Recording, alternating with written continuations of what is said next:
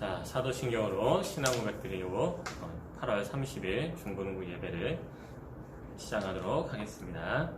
전능하사 천지를 만드시에 하나님 아버지를 내가 믿사오며 그 외아들 우리 주 예수 그리스도를 믿사오니 이는 성령으로 잉태하사 동정녀 마리아에게 나시고 본디오 빌라도에게 고난을 받으사 십자가에 못 박혀 죽으시고 장사한 지 사흘 만에 죽은 자 가운데서 다시 살아나시며 하늘에 오르사 전능하신 하나님 우편에 앉아 계시다가 저희로서 산자와 죽은 자를 심판하러 오시리라. 성령을 믿사오며 거룩한 공예와 성도가 서로 교통하는 것과 죄를 사하여 주시는 것과 몸이 다시 사는 것과 영원히 사는 것을 믿사옵나이다. 아멘.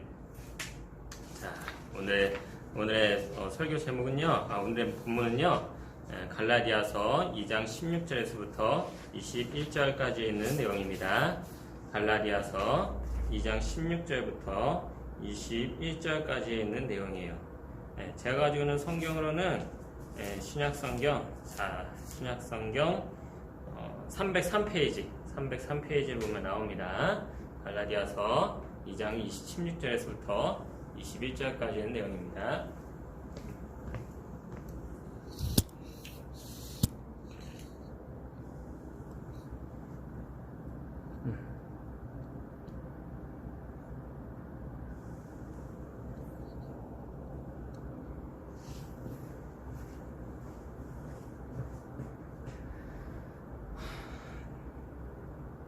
자, 오늘의 본문은요, 갈라디아서 2장 16절에서부터 21절까지 있는 내용입니다. 제가 가지고 있는 성경으로는 신약성경 303페이지입니다.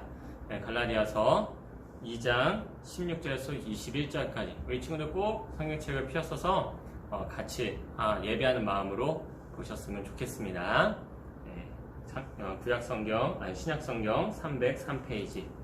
자, 다 찾은 줄로 믿고 우리 함께 읽도록 하겠습니다. 시작. 사람이 의롭게 되는 것은 율법의 행위로 말미암음이 아니요 오직 예수 그리스도를 믿음으로 말미암은 줄 알므로 우리도 그리스도 예수를 믿나니 이는 우리가 율법의 행위로서가 아니고 그리스도를 믿음으로써 의롭다함을 얻으려 함이라. 율법의 행위로서는 의롭다함을 얻을 육체가 없느니라. 만일 우리가 그리스도 안에서 의롭게 되려다가 죄인으로 드러나면 그리스도께서 죄를 짓게 하시는 자냐? 결코 그럴 수 없느니라. 만일 내가 헐었던 것을 다시 세우면 내가 나를 범법한 자로 만드는 것이라. 내가 그리스도와 함께 십자가에 못 박혔나니 그런즉 이제는 내가 사는 것이 아니요 오직 내 안에 그리스도께서 사시는 것이라. 이제 내가 육체 가운데 사는 것은 나를 사랑하사 나를 위하여 자기 자신을 버리신 하나님 아들을 믿는 믿음 안에서 사는 것이라. 내가 하나님의 은혜를 패하지 아니하노니 만일 의롭게 되는 것이 율법으로 말미암았으면 그리스도께서 헛되이 죽으셨느니라. 아멘. 우리 사랑하는 중고등부 친구들 한 주간 잘 지냈습니까? 코로나19로 인해서 우리가 지금 모일 수 없고 이렇게 온라인으로 이렇게 영상으로 대신 예배를 드리고 있어요. 이 예배를 통해서 우리 중고등부 친구들이 멀리서 또 자기 집에서 어느 곳에서든지 꼭 은혜를 크게 받고 하나님께서 우리 친구들에게 한 사람 한 사람 머리에 손을 얹어주셔서 무엇과도 비교할 수 없는 하나님의 그 사랑을 느끼기를 진심으로 축원합니다. 자, 오늘의 주제는요, 믿음으로 의롭게 되다. 뭐라고요? 믿음으로 의롭게 되다 라는 그런 주제를 가지고 하나님의 말씀을 한번 살펴보기를 소망합니다. 자, 오늘의 이제 본문은요, 바울이 이제 갈라디아 지역에 있는 교회들에게 이제 편지를 보낸 겁니다. 갈라디아 교회라고 하면은 우리는 이제 한 개의 교회로 이렇게 생각하겠지만 사실은 교회가 여러 교회가 있었어요. 예를 들어 안디옥, 이고니오, 루스드라, 더베 이런 안키라, 타비온, 페시누스 등 이제 성경에 이제 적혀 있지 않는 여러 교회들까지 그 모든 이 갈라디아 지방에 있는 모든 교회에게 보내는 그 편지라고 할 수 있습니다. 그러면 바울이 갈라디아 전 지역을 대상으로 이 교회 편지를 보낸 이유는요, 사도행전 15장 이 예루살렘 공의회 때 나왔던 그 회의가 있어요. 그래서 이 앞으로 교회는 이렇게 하나님의 말씀을 따라가자라고 결정한 것들이 있거든요. 그것을 이제 이야기할 겸 또 그들이 가지고 있는 잘못된 문제들, 사상들을 바로 잡고자 오늘의 이 편지를 쓰게 된 겁니다. 그래서 대충 어떤 내용이냐 하면요, 이방인들이 믿음을 갖고 할례를 받아야지만 구원을 받는다라는 이런 주장이 있었어요. 그러니까 할례도 받고 그리고 믿음도 가져야지만 구원을 받는다 이렇게 주장하는 사람도 있었거든요. 그런데 이번에 예루살렘 교회 공의회에서 이제는 할례를 받아야지만 구원을 받는 것이 아니라 오직 믿음으로만 구원을 받는다라고 이렇게 사도들이 모여서 회의를 하고 기도하면서 결정을 내렸습니다. 그리고 그 외에도 뭐 여러 가지 많은 일들이 있었습니다만 오늘의 이 주제 하나만 가지고 한번 이걸 좀 살펴보려고 해요. 예. 그래서 갈라디아 지역의 교회들도 이 소식을 듣고 이제 이방인들도 이제 할례를 강제하지 않고 이제 할례하지 않아도 된다. 이제 믿음으로 구원받는다라고 얘기를 해줘야 되는데 웬걸 갈라디아 교회 일부 교회 지도자들이 예루살렘 공의회의 그런 결정을 무시하고 이제 할례를 받아야지만 구원을 받는다라고 다시 거꾸로 이야기하기 시작하는 거죠.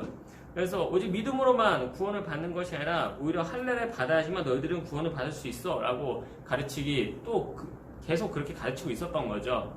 그래서 바울이 이 소식을 듣고 그거 아닌데 라고 하면서 이제 갈라디아 전 지역에 있는 교회들에게 편지를 하는 것이 바로 오늘 본문의 내용입니다. 그래서 오늘 본문에서는 율법을 지켜서 혹은 할례를 받아서 너희가 구원을 받는 것이 아니라 오직 믿음으로만 의로운 사람이 되고 그리고 구원을 받을 수 있음을 다시 한번 강조하는 내용이에요. 그래서 오늘 이 본문을 통해서 우리 친구들이 믿음으로 구원받는다는 것이 대체 무엇일까에 대해서 한번 우리 친구들 생각해 보기를 진심으로 소망합니다.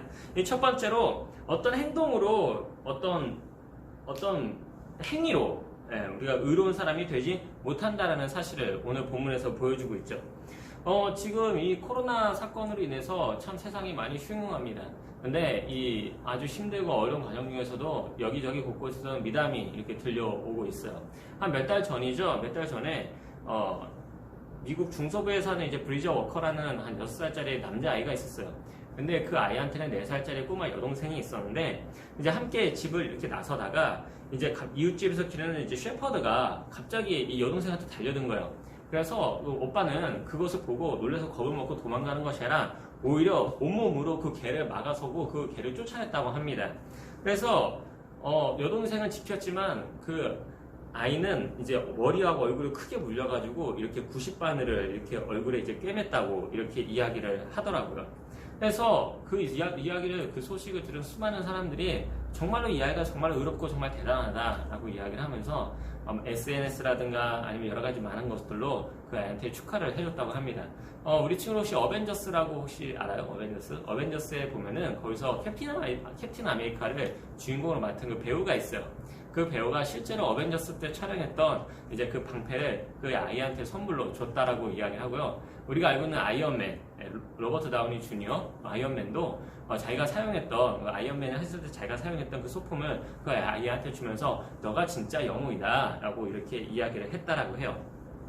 이제 이런 소식을 들으면 우리는 어떤 생각이 드냐면은 정말로 저 꼬마 어린아이가 정말로 용기 있고 대단하구나, 바로 저 사람이 의인이구나 라고 우리는 이렇게 생각을 하게 되죠. 자, 그렇다면은 이 어린아이가 남을 위해서 희생하는 아이가 하나님 앞에서 정말로 우리가 의인이라고 과연 할 수가 있을까요? 성경에서는요, 이렇게 희생하고 남을 위해서 희생하고 남을 위해서 사랑하는 사람에 대해서 의인이라고 분명히 이야기를 하기는 합니다. 그러나 그 전에 먼저 하나님께서 우리에게 요구하시는 것이 있는데 그것이 무엇이냐? 의인이 먼저 되어야 할 것에 대해서 설명을 하고 있죠.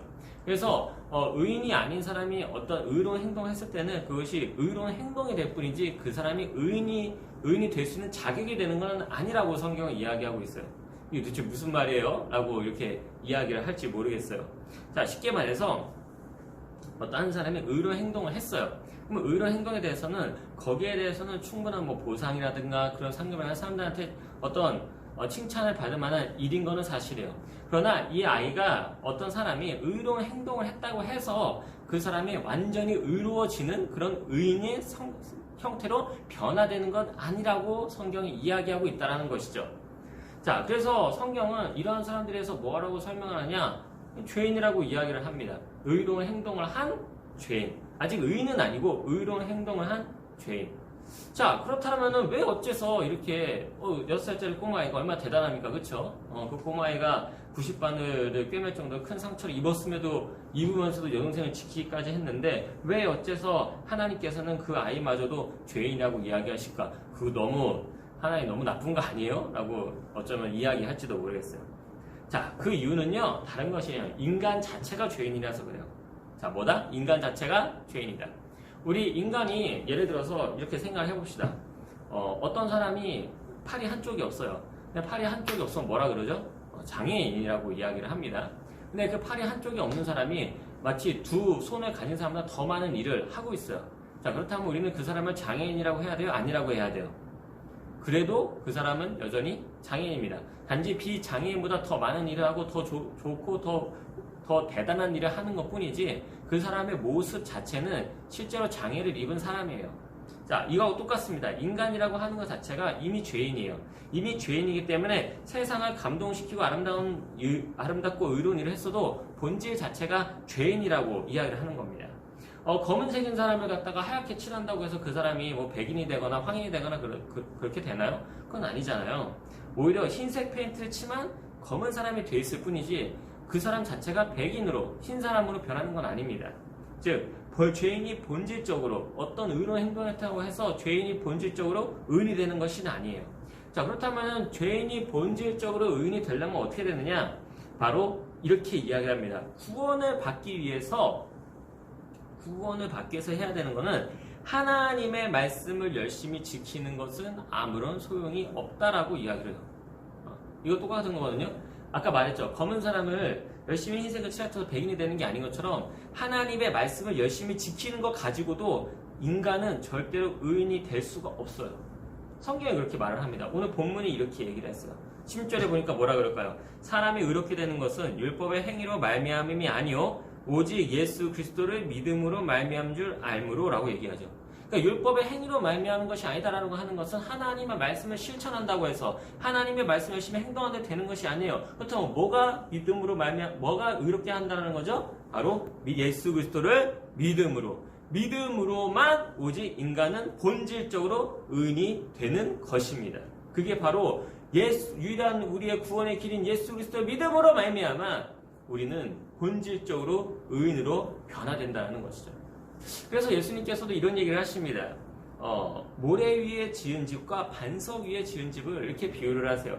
모래 위에 지은 집은 시간이 지나도 결국에는 무너지는데 반석 위에 지은 집은 시간이 지나도 무너지지 않거든요. 자, 그렇다면 이것은 예수님이 하신 이 말씀은 어떤 의미냐? 모든 사람은 이 세상을 살아가면서 나름대로의 집을 짓고 산다는 거예요. 자, 그래서 예수님도 모래 위에 지은 집과 반석 위에 지은 집을 이렇게 비유를 하셨어요. 자, 모래 위에 지은 집은요, 시간이 지나면 어떻게 될까요? 무너지게 돼 있죠. 자, 반석 위에 지은 집은 시간이 지나도 절대로 무너지지 않습니다. 자, 이건 무슨 얘기를 하는 거냐? 하나님을 믿는 사람이든 믿지 않는 사람이든 모든 사람들은요, 선을 위해서 공로를 쌓고 있다는 걸 의미해요. 여기서 말하는 지금 어떤 선을 위한 공로를 의미를 하거든요.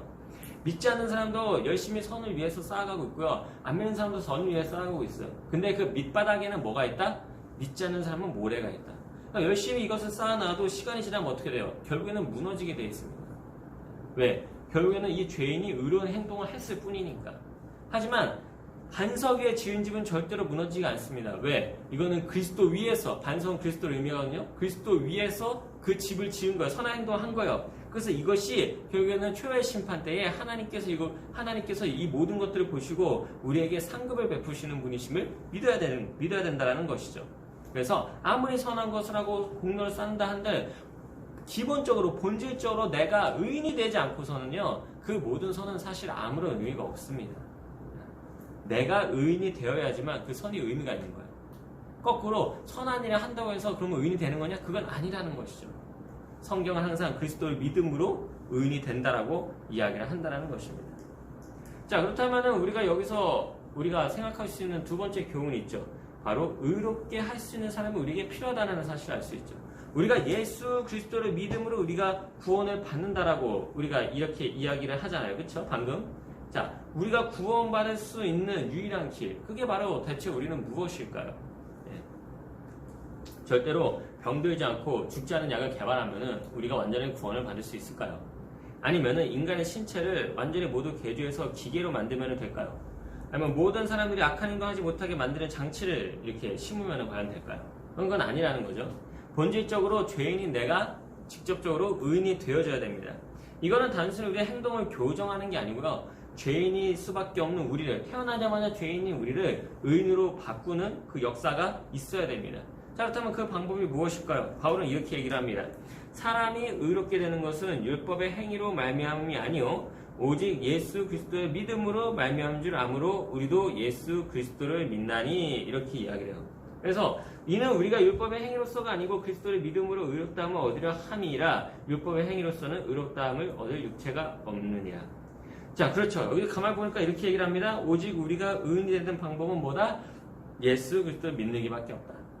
이미 제가 처음에 첫 번째 그 순서에 제가 얘기를 했지만, 여기서 한번 우리 친구들 다시 한번 강조합니다. 예수 그리스도를 믿는 것만이 오직 우리가 의인이 될 수가 있습니다. 그럼 왜 그럴까요?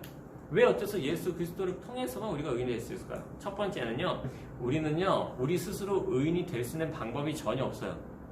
기본적으로 태어나기를 망가진 상태에서 태어났는데, 그 망가진 상태에서 태어나서 아무리 열심히 한들 그 망가진 상태가 돌아오고 변화가 되나요? 이거와 똑같은 겁니다. 예를 들어서 몸이 굉장히 아픈 사람이 몸이 안 아픈 사람들보다 훨씬 더 좋은 일을 했다고 해서 몸이 안 아픈 사람이 되는 건 아니잖아요. 그쵸? 몸이 아픈 사람이 안 아프려면 뭘 해야 되면은 좋은 일을 열심히 해야 되는 것이 아니라 약을 먹어서 회복이 돼야 되는 거예요. 그러니까 치료 방법이 다르다는 것이죠. 몸이 아픈 사람이 열심히 밖에 나가서 일을 하고 막 안 아픈 사람보다 더 대단한 일을 했다 하더라도요, 아픈 사람은 결국 아픈 사람이에요. 그 사람은 결국 죽게 돼 있어요. 몸이 안 아프려면은 뭐예요? 약을 먹어야 돼. 약을 먹어서 치료가 돼야 돼요. 똑같아요. 이미 우리가 죽은 상태로 영적으로 죽은 상태로 태어나고 죄인인 상태에서 태어났어요. 이미 죄인인 상태에서 태어날 수 있는 유일한 방법은 결국에는 의인으로 다시 태어나는 수밖에 없어요. 그러려면 어떻게 되냐? 예수 그리스도를 믿는 그 길 하나밖에 없다는 거죠. 그렇다면 왜 어째서 그리스도만이 우리의 구원의 유일한 길이냐? 그것은 예수님께서 구원을 위해서 사람의 몸을 입고 오시고 이 땅에서 사시고 십자가에서 죽으시고 부활하시기 때문에 그렇습니다. 진짜 이것 때문에 그래요. 33년 동안 이 땅에서 지내시면서 우리가 믿음으로 구원받도록 모든 준비를 다 하셨어요. 예수 그리스도가 완벽하게 준비를 다 하시고 구원의 길을 우리에게 열어주셨다는 것이죠. 그래서 우리는 구원받기에 예수 그리스도를 믿기만 하면은 우리는 다른 무언가를 할 필요 없이 그냥 그저 은혜로 우리는 구원을 받는 겁니다. 그것이 바로 오늘 이 본문이 이 16절이 이야기하는 그 내용이죠. 그래서 율법의 행위로는 아무리 내가 열심히 노력한다 한들 의롭게 될 수가 없고, 하나님의 말씀을 실 따라가도 의롭게 될 수가 없고, 뭐만 가능하다? 예수 그리스도를 믿는 믿음으로만 구원을 받는다라고 이야기를 하는 겁니다. 자, 그렇다면 우리에게는 또 다른 이런 의문이 하나가 생깁니다. 그럼 예수님을 믿기만 하고 아무것도 안 하면은 그러면 되는 건가? 그거는 아니라는 것이죠. 선하게 살지 않아도 살 수 있을 것일까? 그것도 아니라는 거죠. 왜냐? 세 번째, 선행의 시작은 그리스도로부터 나오기 때문입니다. 자, 오늘 성경 본문에 보니까 20절에 이렇게 이야기를 해요. 한번 우리 같이 읽어볼까요? 자, 시작. 내가 그리스도와 함께 십자가에 못 박혔나니 그런즉 이제는 내가 사는 것이 아니요 오직 내 안에 그리스도께서 사시는 것이라. 이제 내가 육체 가운데 사는 것은 나를 사랑하사 나를 위하여 자기 자신을 버리신 하나님의 아들을 믿는 믿음 안에서 사는 것이라. 자, 이 구절은요, 우리 친구들이 꼭 한번 외웠으면 하는 저는 구절이라고 생각이 듭니다. 왜냐하면은 이제 앞으로 설교를 이제 우리 친구들이 이제 예수님 믿으면서 많이 들을 텐데, 이게 되게 자주 등장하는 본문이에요. 네, 그래서 굉장히 또 중요한 본문이고 우리에게 아주 많은 것들을 시사해주는 또 구절이기도 합니다. 이제 본문의 구절을 쉽게 표현하면은 이런 겁니다. 이제 너희들이 율법, 즉 하나님의 말씀을 듣고 순종하는 것으로 구원받는 줄 아느냐? 전혀 그러지 않다. 나는 오직 예수 그리스도를 믿는 믿음으로 나는 구원을 받았다. 그분이 우리에게 새 생명을 주시기 위해서 십자가에서 못 박히시고 희생을 당하셨다. 그러므로 나도 이제 그리스도를 위해서 살고자 한다. 그러므로 나는 예수님과 함께 십자가에 같이 못 박혀 죽은 사람이다. 그래서 나는 이제 내 마음대로 살지 않고 오직 내 안에 계신 예수 그리스도와 함께 살고자 한다. 그래서 내가 아직 이 땅에 살아있는 이유는 나를 위하여 예수 그리스도를 믿는 믿음 안에서 살기 위해서다. 이 이야기예요. 그래서 바울은 예수님께서 우리를 구원하시기 위해서 십자가에서 그 죽으신 그 사랑과 은혜를 너무 잘 알고 있었기 때문에 이 은혜에 굉장히 크고 감격스러웠던 것이죠. 그래서 바울은 그 은혜를 힘입어 하나님과 동행하는 삶을 살고자 라고 각오한 것입니다. 그러니까 이런 거요. 내가 이제 이미 구원받았고 나는 이미 이제 의인이 되었으니까 이제 내 마음대로 이제 나는 내 뜻대로 내 자유대로 난 살 거야. 이게 아니라 나를 구원하신 그 그리스도로 말미암아 내가 너무나도 큰 은혜를 입었다는 거야. 내가 그 큰 사랑을 입었다는 거야. 너무나 큰 사랑을 입었기 때문에 나는 그 은혜를 가지고 나는 하나님의 복음을 붙들고 나는 내 인생을 살아가겠다. 하나님께 내게 주신 그 새로운 인생을 하나님과 함께 나는 살아가겠다. 그리스도와 함께 살아가겠다. 라고 하면서 각오를 하고 다짐을 하는 거죠. 그래서요, 하나님을 믿는 사람들은 선행을 왜 하는지 아세요? 하나님 믿는 선행을 하는 이유는 하나님의 말씀이 너 이렇게 살아라 저렇게 살아라고 했기 때문에 선행을 하는 게 아니에요. 이건 두 번째, 세 번째 문제입니다. 가장 근본적인 원인은 어디에 있느냐? 하나님으로부터 내가 사랑을 받았기 때문에, 하나님으로부터 내가 정말로 말할 수 없는 그 놀라운 그 가치를 내가 부여받았기 때문에, 하나님이 내게 새로운 생명을 허락하셨기 때문에 이 목숨은, 이 생명은 내게 아니라고 생각을 하는 거예요. 내 것이 아니고 내 인생은, 내 삶은, 내 모든 것들은 내 것이 아니라 오직 여호와 하나님 것이다. 그리스도의 것이다. 그래서 나는 그리스도를 따라 살아가겠다라고 하는 이 마음에서부터 출발해야 되는 겁니다. 이 마음에서 출발했을 때에 거기서부터 하나님이 나한테 이렇게 말씀하시니까 내가 이렇게 살아야지. 하나님께서 나한테 이렇게 나에게 요구하시니까 이렇게 한번 해봐야지가 나오는 거예요. 이렇게 돼야 되는 게 정상입니다. 그게 아니고 나는 그냥 의인이 됐으니까 하나님 말씀 이렇게 얘기하니까 이렇게 해야지라고 하게 되면 어떻게 되느냐? 힘들어요. 왜? 내 안에 사랑이 없으니까. 내 안에 하나님이 내게 주신 그 은혜 감격이 없으니까 힘듭니다. 물론 이제 사랑이라고 하는 것을 갖다가 그냥 단순히 어떤 감정으로 얘기는 할 수 없어요. 사랑이라고 하는 건 되게 복잡한 거거든요. 그래서 때로는 그것이 의무로 해야 될 때가 있고 정으로 해야 될 때가 있고 강렬한 타는 가슴을 해야 될 때도 있습니다. 여러 가지 많은 것도 있겠죠. 하지만 그 중심에는요 반드시 무엇이 있어야 하면 하나님이 나를 살리셨구나. 그리스도의 십자가의 그 죽으심을 통하여 부활하심을 통해 나를 새롭게 다시 살게 하셨구나라고 하는 아주 그 깊은 그 감동과 그 은혜 속에서 내가 하나님의 말씀을 지키며 살아가야겠다는 그 개념이 거기서부터 출발해서 나가야 돼요. 그것이 바로 하나님께서 우리에게 주시는 그 크고 놀라운 은혜라고 하는 것이죠. 바울은 그 은혜를 가지고 나아가는 겁니다. 그래서 21절에 이렇게 이야기하죠. 뭐라 그러냐? 내가 하나님의 은혜를 패하지 아니하노니. 이렇게 얘기를 하잖아요. 은혜를 패하지 아니하노니. 내게 주시는 그 구원의 은혜를 나는 더 이상 이거를 갖다가 아니라고 말을 할 수 없다. 왜? 의롭게 되는 것이 율법이 아니기 때문에 그렇다. 하나님의 어떤 이렇게 해라 저렇게 해라고 하는 그런 명령이 나를 의롭게 만드는 것이 아니라 그리스도께서 나를 갖다가 의롭게 만들었기 때문에 나는 이제 그리스도를 위해서 살아간다. 만약에 그것이 아니라고 한다면은 이 그리스도가 무슨 의미가 있겠느냐라고 하면서 오히려 반박을 하는 거죠. 그러니까 너희들이 율법을 지켜야지만 너희가 구원을 받는다고? 할례를 해야지만 구원을 받는다고? 아니야. 절대 그렇지 않아. 그게 아니라 오직 예수 그리스도를 믿는 믿음으로 그 은혜를 힘입어 나는 새롭게 태어났고 이제는 새롭게 태어났기 때문에 나는 이제부터는 새로운 인생을 살아간다. 내 삶은 이제부터는 그리스도와 함께 새롭게 나아간다. 그 다짐을 오늘 바울을 하면서 오늘도 나아가는 것이죠. 그래서 이 바울은 그 은혜 안에서 하나님의 말씀을 쫓아 나아가려고 했어요. 그 힘이 있으니까 어떠한 능력이 있었냐? 평생을 살아가면서 그가 얼마나 살았는지는 성경에 정확히 안 나와 있지만 그가 변화를 받고 난 이후로부터 14,000km를 여행하면서 온갖 고생을 하면서 그리스도의 복음을 전달했는데도 불구하고 나는 그래도 난 더 전하겠다라고 하면서 열정을 가지고 나갔던 사람이 되었던 것이죠. 이 하나님의 이 놀라운 은혜가 있었을 때 말도 안 되는 역사를 만들어내기 시작합니다. 여러분 14,000km 여행하는 거 지금이야 차로 그냥 붕 밟으면 14,000 금방 나옵니다. 하지만 옛날에는 그걸 걸어서 14,000km를 걸어갔다고 생각해보세요. 배를 타고 그 위험한 배를 타고 지금이야 배가 괜찮지만 옛날에는 더 위험했어요. 걸어서 때로는 뛰어서 정말로 위험한 배를 타면서 14,000km를 다녔습니다. 이게 바울의 전도 여정이었어요.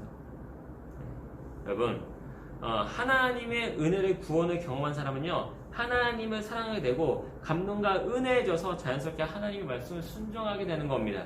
여기서 순종이 튀어나와야 돼요. 여기서 순종이 일어나야 돼요. 그래서 구원받는 사람은 반드시 뭐가 하냐? 선한 행동을 할 수밖에 없어요. 그래서 선한 행동이 우리가 진짜 구원받는지 안 받는지를 확인해주는 수단이 됩니다. 내가 하나님 앞에서 선한 행동을 하지 않았다면은 내가 지금 정말로 구원받은 것인가라고 한번 내 자신 스스로 돌아봐야 돼요. 이렇게 되는 겁니다. 선한 행동을 했기 때문에 구원을 받는 것이 아니라 선한 행동은 뭐다? 구원을 내가 받았는지 받지 않았는지 확인하는 수단이다. 그렇게 돼야 되는 거예요. 야고보서가 그 얘기예요. 그게. 오늘 이제 결론 맺겠습니다. 사랑하는 중고등부 친구들, 우리가 어떤 행동을 한다고 해서 구원받는다는 것이 우리가 아니라는 것을 꼭 기억했으면 좋겠습니다. 이 수많은 이단들은요, 대부분 다 행위 구원을 이야기해요. 너 이렇게 안 하면 구원 못 받아. 너 이렇게 안 하면 너는 하나님 앞에 영광 올려드린 거 아니야. 이거 예배한 거 아니야. 이렇게 얘기를 해요. 근데 그거 아니에요. 다시 한번 강조하지만요, 기독교는요, 하나님과 우리 사이에 관계를 하는 종교예요. 우리가 하나님을 갖다 높이 올라가지고 엎드려가지고 하나님 영광 받아주세요. 이것만 있는 게 아니에요, 여러분. 이것도 관계 중에 하나입니다. 관계예요, 관계. 관계는요, 다양해요. 때로는 엎드려서, 방금 얘기했듯이 엎드려서 하나님 앞에 막 영광 올려드릴 때도 있지만, 때로는 골방에 들어가서 흐느끼면서 울면서 기도하는 것도 관계라고요. 또 때로는 길에 걸어가면서 마치 자연스럽게 하나님의 말씀 묵상하면서 걸어가는 것이 관계입니다. 관계의 종교예요, 관계의 종교. 내가 내 옆에 있는 친구들하고, 또 우리 부모님하고, 또 때로는 내가 좋게 지내는 사람들하고, 우리가 때로는 뭐 이렇게 싸우기도 하고, 때로는 뭐 원망하기도 하고, 때로는 뭐 다양한 일들이 있잖아요. 그렇죠? 관계를 깨지 않는 선에서 우리가 그 사람에게 때로는 뭐 여러 가지만 행동을 하잖아요. 그거예요, 그거. 관계의 종교예요. 하나님과 우리를 관계하는 거예요. 다른 모든 종교는 여러분, 인간이 뭔가 필요하기 때문에 신을 만들어요. 근데 유일하게 기독교만큼은 하나님이 인간을 만드시고 관계하고자 나타난 종교입니다. 그렇기 때문에 하나님이 이 세상을 사랑하시기 때문에 만들어진 것이 바로 기독교예요. 그렇지 않았으면 기독교가 존재하지 않았겠죠. 그래서 하나님은 우리가 죄인인 상태에서 하나님과 교제할 수 없기에 예수 그리스도를 보내서 우리를 구원하신 겁니다. 그리고 우리는 그 사랑과 은혜를 힘입어 구원받아서 뭐가 되었느냐? 의인이 되었다는 것이죠. 그렇다면 이 놀라운 구원의 은혜를 받은 사람으로서 우리가 어떤 반응을 보여야 될까요? 그거는 당연히 하나님을 우리가 사랑하게 되고 하나님을 더 그리워하게 되고 진짜 예수를 빨리 재림했으면 좋겠다는 생각이 들지 않을까요? 왜냐? 더 깊은 사랑을 하고 싶으니까. 여러분, 사랑하면요, 더 깊은 사랑으로 나가고 싶습니다. 인간관계도 그래요. 그 사람이 좋으면 더 깊은 관계로 들어가고 싶어요. 똑같습니다. 하나님을 사랑하니까 더 깊은 관계를 나누고 싶어요. 그래서 희생이 나오는 거예요. 그래서 선한 행동이 나오는 거예요. 이렇게 하면은 하나님이 이렇게 하면은 하나님 날 더 사랑하지 않을까? 이렇게 하면 내가 의인인 사람으로서 내가 이렇게 하면은 하나님의 영광을 드러내는 것이 아닐까? 이것을 고민하게 된다는 것이죠. 그래서 바울은 그렇게 살았습니다. 어떤 사람은 거꾸로 얘기하죠. 하나님을 사랑하는 것보다 하나님의 말씀을 지키는 게 우선이다. 그래서 이렇게 살아야 저렇게 살아야 구원받는다. 이렇게 말하는 사람이 있습니다. 그건 절대 아니에요. 하나님께서 우리에게 이렇게 말한 적이 단 한 번도 없어요. 이미 구원을 받지 못했는데 어떻게 하나님의 말씀을 지키는 것이 우선이라고 할 수 있어요? 구원받은 사람이 하나님의 말씀을 지키는 겁니다. 믿음으로 의인이 되는 것이 행동으로 구원받는 것이 아니라는 것이죠. 그래서 우리 사랑하는 중고등 친구들, 이 시간에 뭐를 해야 될까요? 기도하는 게 좋겠죠. 우리 이 시간에 같이 기도할 텐데요. 하나님, 오늘 예수님을 구주로 우리가 영접할 수 있도록 도와주세요라고 한번 기도해 보세요. 아직 구원 확신 없는 친구도 있다면 그렇게 한번 기도해 보세요. 그렇다고 한다면은 예수 그리스도께서 우리 친구들의 마음문을 두드리고 계시거든요. 그 문을 열고 들어오셔서 우리와 함께 먹고 마시며 우리 친구들과 교제할 줄로 믿으시기 바랍니다. 네, 기도하겠습니다. 하나님, 우리가 정말로 예수 그리스도를 믿음으로 우리가 의인이 된 줄을 믿습니다. 그리스도를 믿음으로 하나님의 사랑을 느끼는 친구 되기를 소망합니다. 아직 내가 구원의 확신이 없고 뭔가 아니송하며 그리스도가 믿어지지 않는 친구들이 있다면은 하나님, 나 정말 예수 그리스도를 믿고 싶습니다. 내 마음이 항상 그리스도를 믿는 믿음으로 가득 차기를 소망합니다.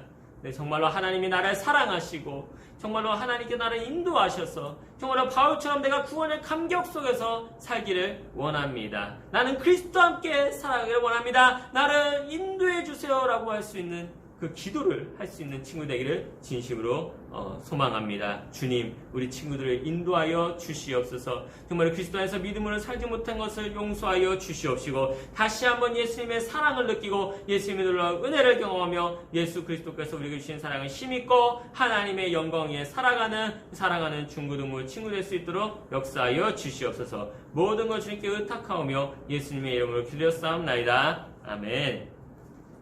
네. 우리 주기도문으로 예배를 마치도록 하겠습니다.